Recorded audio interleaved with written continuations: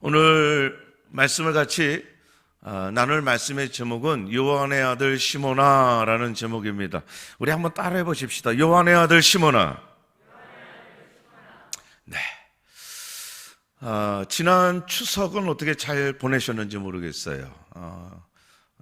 올해는 지방에 많이들 내려가지 않으신다는 이야기를 제가 들었어요. 교통하는 것도 쉽지 않고 말이죠.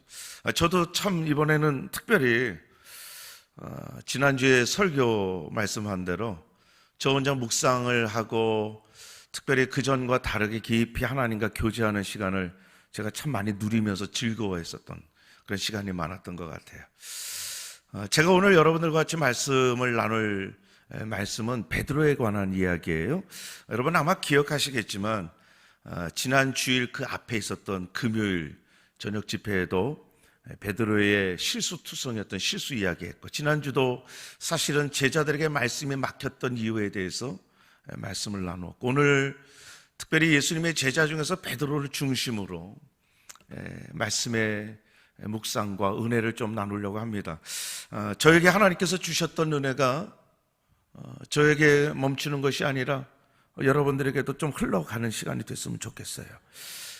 성령께서 어떻게 역사하실지 모르지만 하나님께서 주신 은혜를 골고루 좀 나누어주는 그런 시간이 됐으면 좋겠는데, 사실 여러분 이 베드로라고 하는 인물에 대해서는 우리가 너무나 잘 알죠. 예수님의 수제자, 12명의 제자 중에서 항상 머리로 세워졌던 제자예요. 뿐만 아니라 여러분 한편의 설교를 통해서 얼마나 많은 사람들이 주님께 돌아오고 회심했습니까? 설교가이기도 했죠.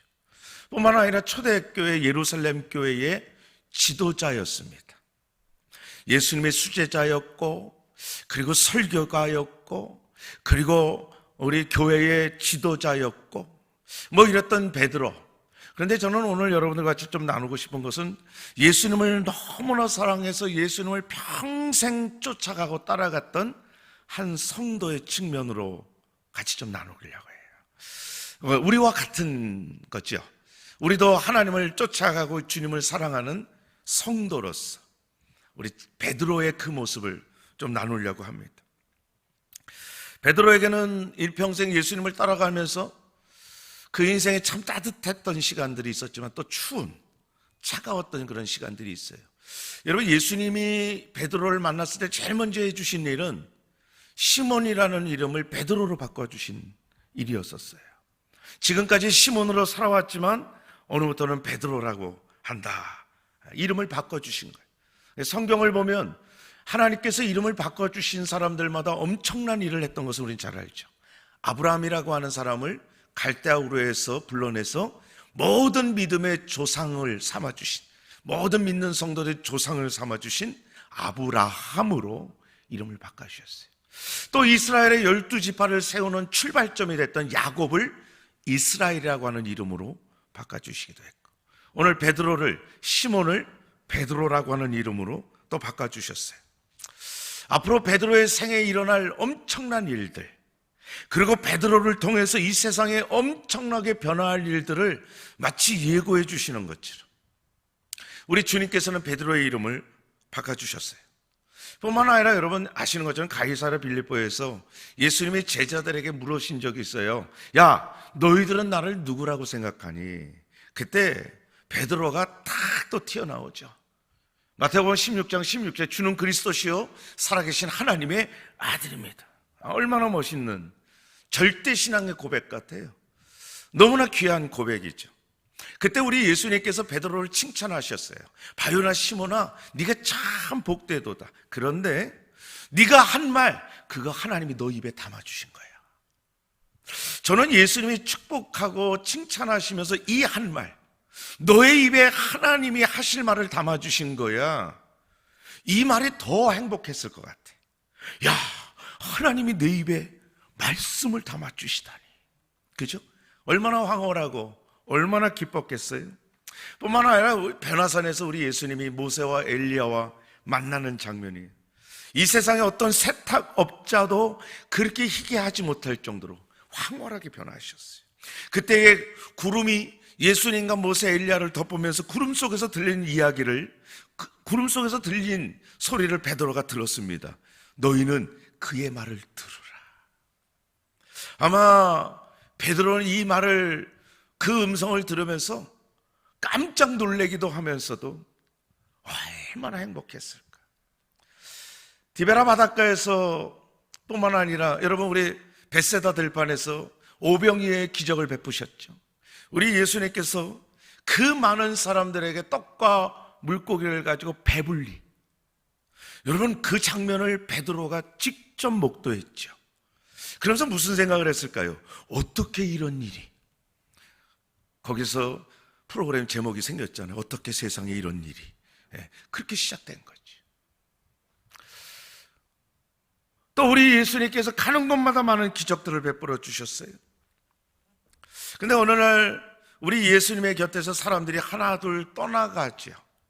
이제 예수님을 본격적으로 모함했던 바리새인들, 사두개인들에 의해서 이제 핍박이 시작되면서 사람들이 막 떠나가기 시작합니다.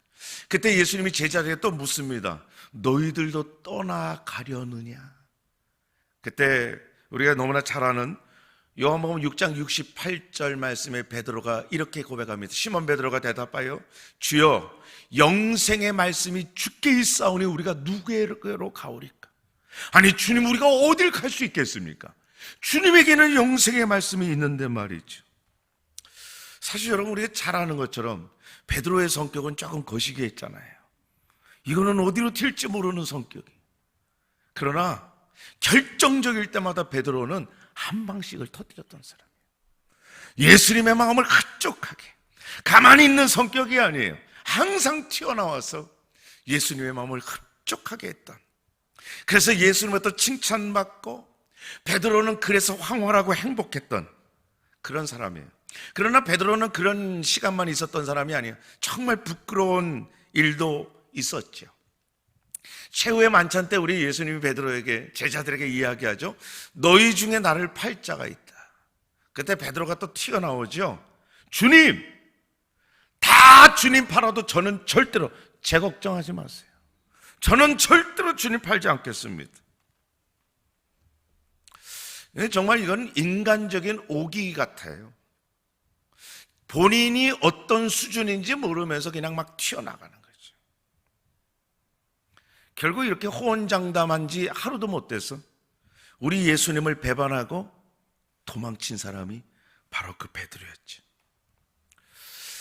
대제사장의 뜰에서 불을 쬐고 있었을 때의 몸은 따뜻했는지 몰라도 어쩌면 베드로의 인생에 가장 추웠던 때가 바로 그때가 아니었을까.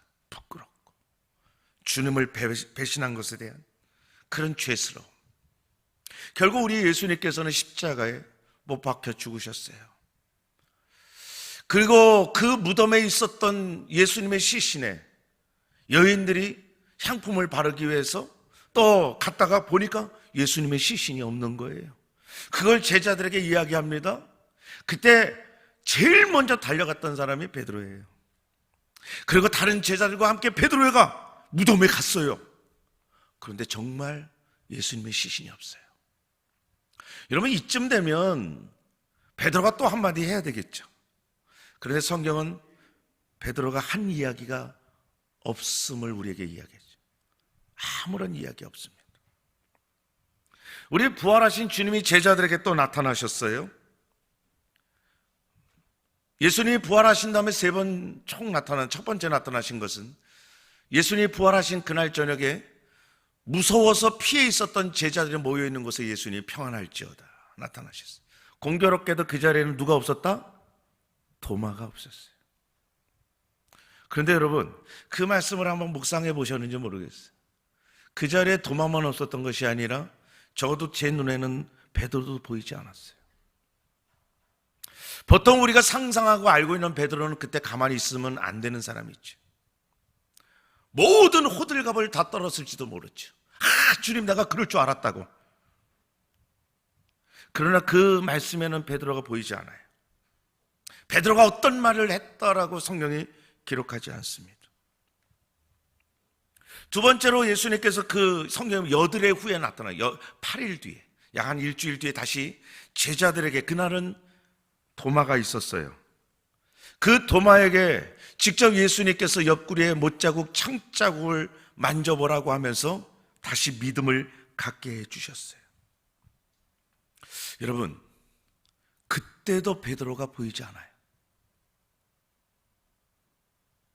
또 주님이 나타나 주셨는데 그 자리에도 베드로의 모습은 전혀 성경이 보여주지 않아요.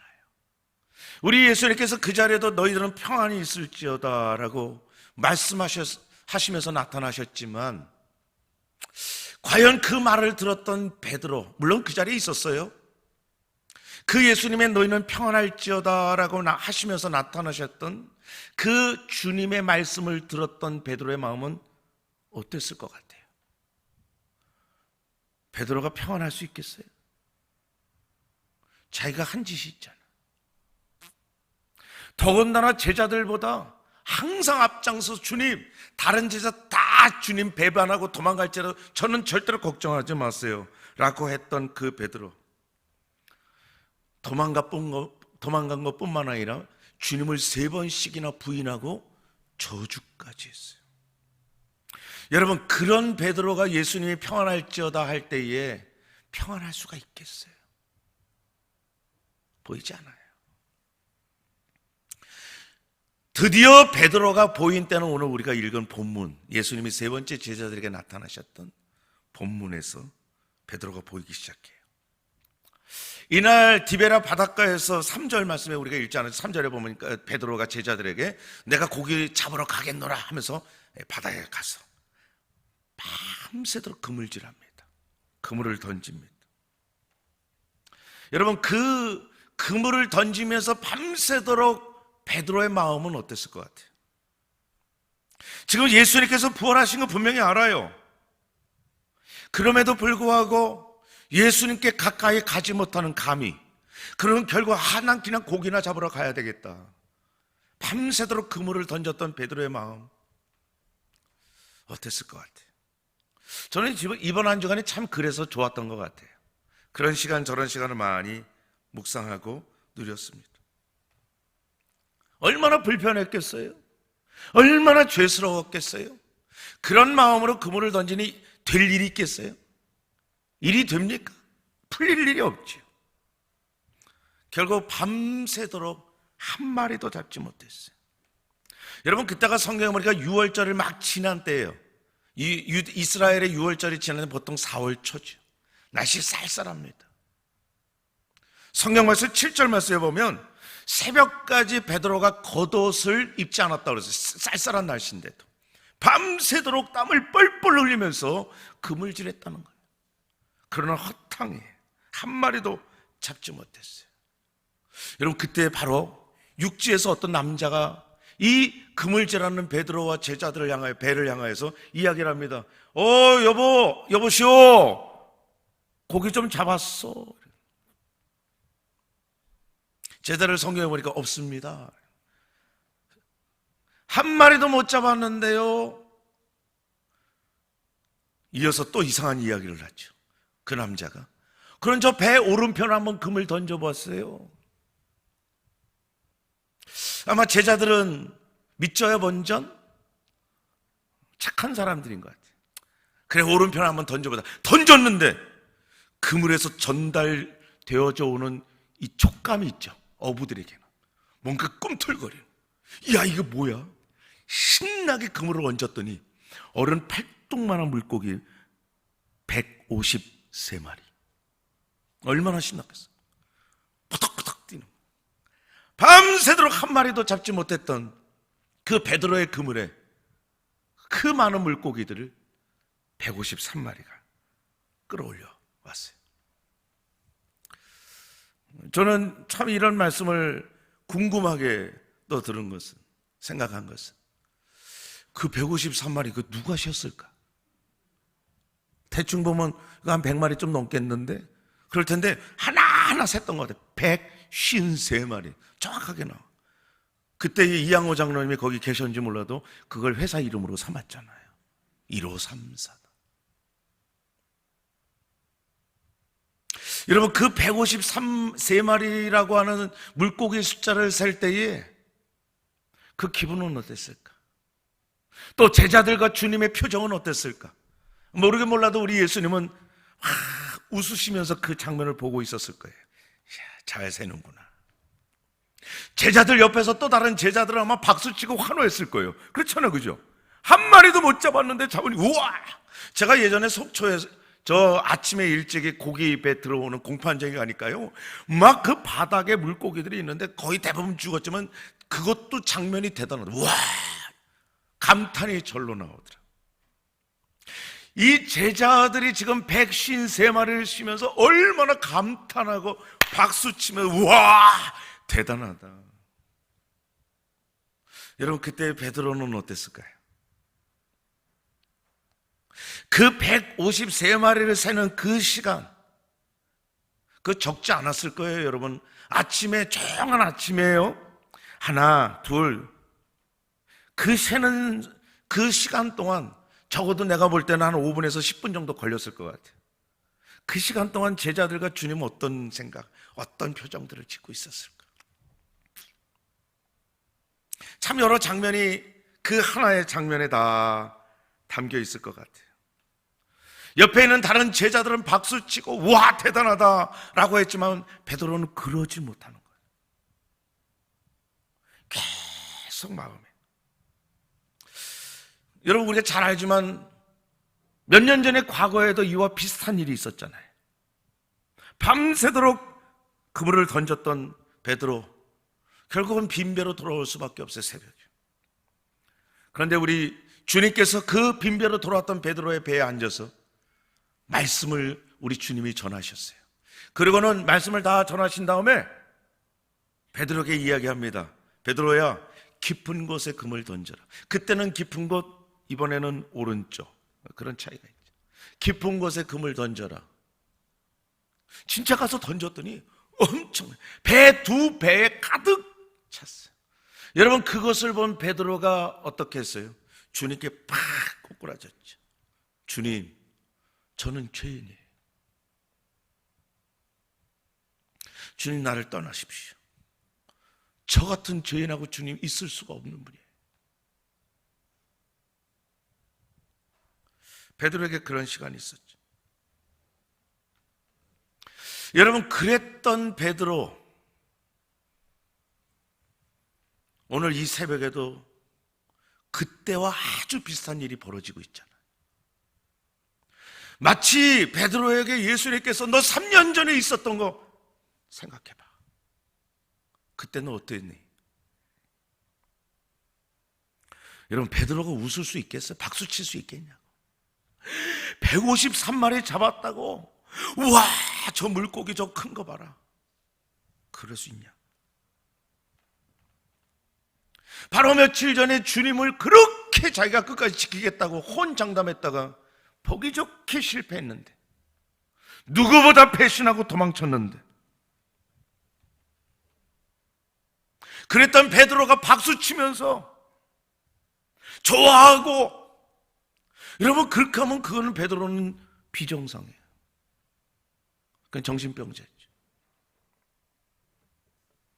7절에 옆에 있던 제자 한 사람이, 요한이죠 물론, 야, 주님이야. 베드로에게 속삭였던 것 같아요. 그 주님이야 라는 말씀 한마디에 베드로는 본능적으로 물에 쏙 뛰어듭니다. 약 한 90m, 100m 정도 되는 헤엄쳐서 육지까지 베드로가 기다릴 수 없는 거예요. 주님이시다라고 하는 그 말씀을 듣고 헤엄쳐서 육지까지 나왔을 때 물이 그냥 툭툭 떨어지겠죠. 우리 주님 앞에 섰을 때 아무 말도 할 수 없어요.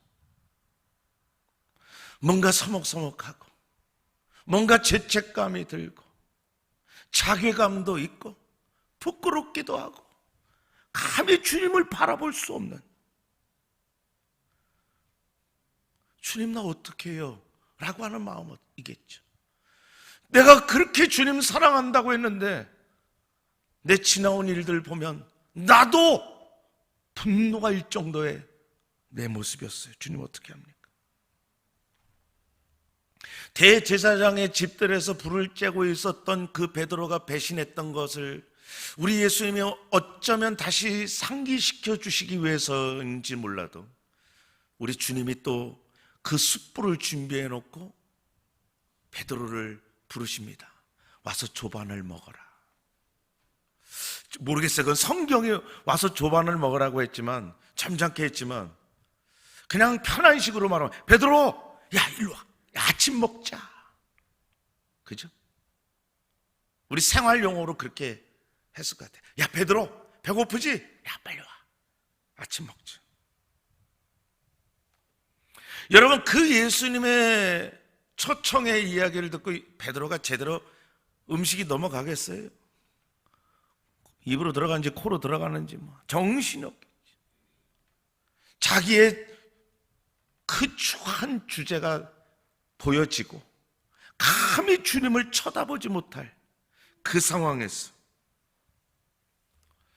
이제 식사 다 끝난 다음에 식후에 예수님과 베드로의 대화가 시작이 되죠. 제가 여러분들에게 한번 묻고 싶어요. 여러분이 만약에 예수님이라면 베드로에게 제일 먼저 하고 싶은 말이, 할 말이 뭐라고 생각하세요? 무슨 말을 했을 것 같아요, 베드로? 저는 그런 생각을 했어요. 야, 너 수제자지? 내가 너 제일 사랑했잖아. 그래서 내가 항상 너를 머리에 세웠는데, 너 장로지? 너 교사잖아. 너 집사지? 너 그런데 지금 뭐냐 이게? 그럴 것 같아. 지금 너 장로 아니야? 그런데 보세요. 우리 예수님께서 베드로에게 하신 말씀이 오늘 말씀의 제목이에요. 시몬의 아들, 요한의 아들 시몬아. 요한의 아들 시몬, 이 이름이 언제적 이름이에요? 옛날 이름이에요. 예수님이 베드로라는 이름을 지어주기 전에 가졌던 옛날 이름이에요. 지금 베드로를 예수님이 보고 싶지 않으세요. 어떤 의미에서는 베드로, 너 옛날로 한번 다시 돌아가 보자. 여러분, 제가 이 말씀을 묵상하면서 때로는 우리가 하나님 앞에 내가 나 자신을 보면서도 실망스러울 때는 옛날로 돌아가는 것이 정답이에요. 지금을 보지 마세요. 그래도 나는 뭔데? 내가 지금 뭔데? 예, 중요하겠죠. 그러나 우리 주님은 오늘 베드로에게 옛날을 떠오르게 만들어주세요. 3년 이전으로 소환시킵니다. 요한의 아들 시몬아. 이 말은 다시 시작하자는 말씀 같아요. 베드로야, 괜찮아. 다시 시작하자. 다시 시작하면 돼. 요한의 아들 시몬아. 그리고는 또 이상한 말씀을 하지. 네가 나를 사랑하느냐. 이것도 어떤 면에서는 굉장히 엉뚱한 질문 같은 질문이에요. 네가 나를 사랑하느냐. 그것도 여러분 3번씩 반복해요. 요한의 아들 시몬아, 네가 나를 사랑하느냐. 시몬, 베드로야, 너 나 사랑해? 주님 저 사랑해요. 주님 아시잖아요. 밑도 끝도 없이 또 물으니, 베드로야, 너 정말 나 사랑하니? 주님, 나 주님 사랑해요. 주님 아시잖아요. 정말 답답하네. 또 묻습니다. 베드로야, 너 정말 사랑해? 주님 사랑한다니까요. 여러분, 그러면서 베드로 마음속에는 이런 생각 들지 않았을까요? 사랑하는 아닌가? 내가 주님 사랑하는 거 아니었나? 자꾸 똑같은 질문 하시니까 베드로의 마음속에 주님 사랑합니다, 나 사랑해요 라고 시작하다가 내가 주님 사랑한다는데 아니었나? 사랑했는데, 사랑한다고 생각하는데 주님 아니에요? 그게 어떻게 나오니? 17절 중반에 보세요. 17절 중반에 보니까 베드로가 근심하여 이르되. 첫 번째, 두 번째 질문에는 이 근심하여라는 단어가 없어요. 근데 세 번째 다시 주님이 베드로에게 베드로야 네가 진짜 나를 사랑하느냐라고 질문했을 때에 여기에서 근심하여. 제가 주석을 몇 개를 찾아봤어요. 이 근심하여라고 하는 이 단어를 어떻게 주석을 달았냐. 어떤 책을 보니까 불안하여, 또 슬프게, 아프게. 불안하고 슬프고 아픈 마음, 이게 복잡 미묘한 베드로의 심정을 표현해 줍니다. 지금 베드로는 예수님이 세 번까지 똑같은 질문하시니까 주님 사랑합니다, 사랑합니다. 첫 번째는 습관적으로 나왔을 수도 있겠죠. 두 번째는 이상하다, 또 물으시네. 난 주님 사랑하는데 말이죠. 세 번째 또 질문하시니까 베드로에게는 근본적인 주님에 대한 사랑이 다시 체크가 되는 거죠. 나 주님 사랑했는데, 나는 주님 사랑한다고 지금까지 누구보다 자신이 있었는데 주님 아니에요? 이 사랑 지금 아닌 거예요? 라고 주님께 오히려 근심하여, 어떤 면에서는 베드로의 마음에 정말 슬픈 마음으로, 두려운 마음으로, 긴 것 같기도 하고 아닌 것 같기도 하고, 정말 내가 사랑하는데 그런데도 괴롭고 슬퍼하면서 다시 주님을 향하여 사랑을 다잡는 마음으로 주님 사랑합니다. 여러분 진짜 주님 사랑하세요? 여러분 정말 주님 사랑한다고 자신합니까? 베드로도 그랬어요. 누구보다 사랑한다고 그랬어요.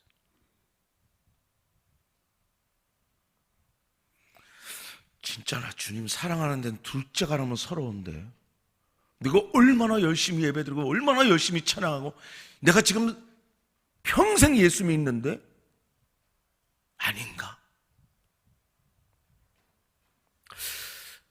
여러분 이것은 우리들에게 하나님과의 어떤 관계 속에서 반드시 확인돼야 돼요. 참 감사한 것은 이 예수님에 대한 사랑의 확인을 예수님과 베드로가 지금 주거니 받거니 하면서 확인하고 있어요. 이게 저는 참 은혜가 되더라고요. 우리 주님께서 베드로에 향하여서 저 친구 글렀어 이러지 않으시고 또 묻고 또 묻고. 여러분 쌀 씻을 때 그런 경험 있죠? 쌀을 씻어 거기 보면 막 쓰다 보면 돌돌 조그만 게 막 보이고 벌레도 나오고 겨우 같은 것도 나오고. 씻어봤어야 알았지. 씻으니까 그게 다 보여. 여러분 주님께서 지금 베드로에게 세 번씩이나 네가 나를 사랑하느냐라고 하는 이 질문은 베드로의 영혼 속에, 베드로의 마음 속에 박혀있는 돌들을 제거하는 시간이에요. 솎아내고 걸러내는 거예요. 지금 베드로의 입을 통해서 직접 주님 나 사랑합니다라는 고백을 하게 하면서 베드로 속에 박혀있을지 모르는 상처들, 돌들을 지금 씻어내 주시는 거예요. 닦아내 주시는 거예요. 사명은 그 다음에서 그 사명은 근본이 주님을 사랑하는 거예요. 지금 예수님이 베드로를 바라보시면서 제일 큰 관심사가 뭐냐? 이거예요. 너 나 사랑하니? 이게 믿음의 출발이에요. 나 사랑하냐? 여러분 이 사랑을 확인하신 끝에 예수님이 오늘 읽었던 19절 끝에 보니까 나를 따르라. 그 전까지는 내 양을 먹이라, 내 양을 치라 하셨던 주님이 마지막에는 나를 따르라 말씀하세요. 사실 여러분 이 말씀은 베드로가 그 전부터 예수님에게 많이 들었던 이야기예요.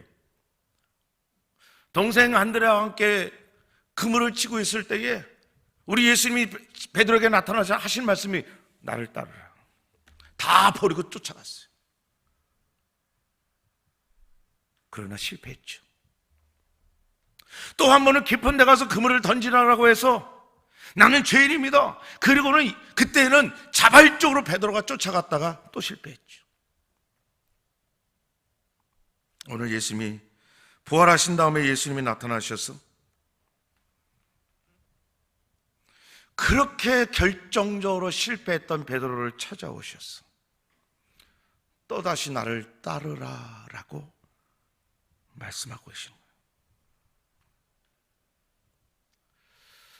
숯불에 고기를 굽고 야 아침 먹어라, 그런 다음에 나를 따르라 하시는 이 말씀, 우리가 몇 주 전에 나눴던 말씀, 마치 로뎀나무 밑에서 지쳐 쓰러져 있던 엘리야를 하나님께서 먹여주시고 깨워주시고 먹여주시고 깨워주시면서 엘리야가 가야 될 호렙까지 이끌고 가셨던 그 하나님이 오버랩 됩니다. 베드로를 먹이시고 베드로를 이끌고 가시는 그 주님께서 오늘 베드로에게 나를 따르라. 여러분, 이 주님의 말씀은 초청인 거예요. 이제 됐어, 나와 함께 가자. 베드로야, 나를 따라와. 이거는 군대의 소위가 나를 따르라 하면서 전쟁터에 뛰쳐나가는 거하고는 전혀 다른 거예요. 나를 따르라. 여러분, 이 주님의 초청의 음성이 여러분 가슴에 들려지길 주의 이름으로 축복합니다. 오늘 영상으로 예배를 드리는 여러분 모두에게도 우리 주님의 이 간절하신 사랑의 음성의 초청의 음성이 들려지고 울려지기를 주의 이름으로 축복합니다. 우리 주님은 지금 우리들에게 근본을 질문하시고 그리고 근본이 해결된 이후에 우리를 부르고 계세요. 우리 주님의 이 마음은 한결같아요. 부활 전에도 부활 후에도 제자들과 함께 가고 싶어 하셨던 것이 우리 주님의 소원이었어요. 세상길을 따라가면, 세상의 그 환경과 여건대로 살아가면 그 결국은 멸망이고 지옥이고 타락일 수밖에 없기 때문에 우리 주님께서는 오늘 우리들에게 초청해 주시는 거예요. 우리 주님과 함께 가는 길, 여러분, 그 길은 빛의 나라이고 생명의 나라이고 하나님의 나라인 줄 믿습니다. 그래서 우리에게는 믿음이 복이에요. 그런데 여기서 우리가 한 가지 마지막으로 놓치지 말아야 할 것은, 이 예수님의 초청에 항상 방해거리가 뭔지 아세요? 마음이에요. 우리의 마음이 이 예수님의 초청을 거부하고 외면하기 쉽습니다. 방해해요. 왜 그래요? 왠지 떳떳하지 못한 거예요. 베드로처럼 왠지 서먹서먹한 거예요. 주님을 향하여서 했던 일들이 자꾸 떠오르면서 죄송한 거예요. 또 어떤 사람에게는 세상에 대한 미련이 남아있는 거예요. 여러분, 그런 베드로를 우리 주님께서 초청하셨던 단어를 기억하세요. 시몬의 아들, 요한의 아들 시몬아. 참 우리 주님의 사랑이 이렇게 깊어요. 이렇게 넓어요. 우리가 약하면 약한 대로 우리 주님께서는 찾아와서 요한의 아들 시몬아 라고 하시고, 이제 우리 주님께서 사랑을 확인하시면은 베드로야, 이제 나를 따라와라. 여러분, 우리 주님께서는 이 베드로를 오늘 말씀을 통해서 치료해 주시는 거예요. 말씀을 던져주시고 그 말씀으로 수술해 주시면서 회복해 주셨어요. 베드로야, 사랑하니? 주님 사랑합니다. 베드로야, 네가 정말 사랑하니? 주님 정말 사랑해요. 베드로야, 네가 정말 나를 사랑하니? 주님, 저는 주님 없으면 못 살아요. 주님 사랑합니다. 저는 이 주님의, 예수님이 베드로에게 해주신 말씀이 꼭 헹궈주신 물 같아요. 우리의 더러운 물을 샴푸를 감으면서 물로 헹구는 것처럼 우리의 더러워진 영혼의 마음들, 우리의 더러워서 흙이 묻고 세상 때가 묻어있는 그런 우리의 영혼의 말씀의 물로 우리들을 씻어주시는 거예요. 여러분, 베드로는 3번 헹궈 주셨네. 여러분에게는 몇 번 헹궈 주셔야 깨끗해질 것 같아요.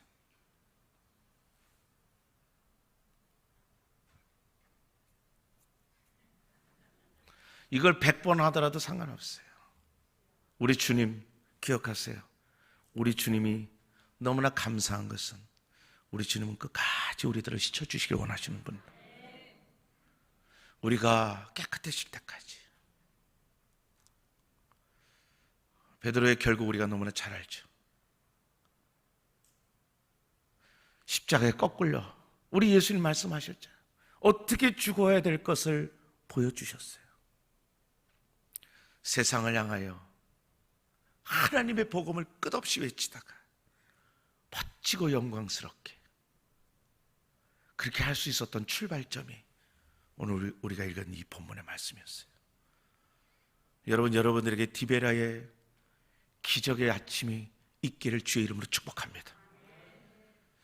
지금 이 코로나 전국은, 코로나 사태는 우리들에게 참 힘겨운 돌을 얹히는 시간인 것 같아요.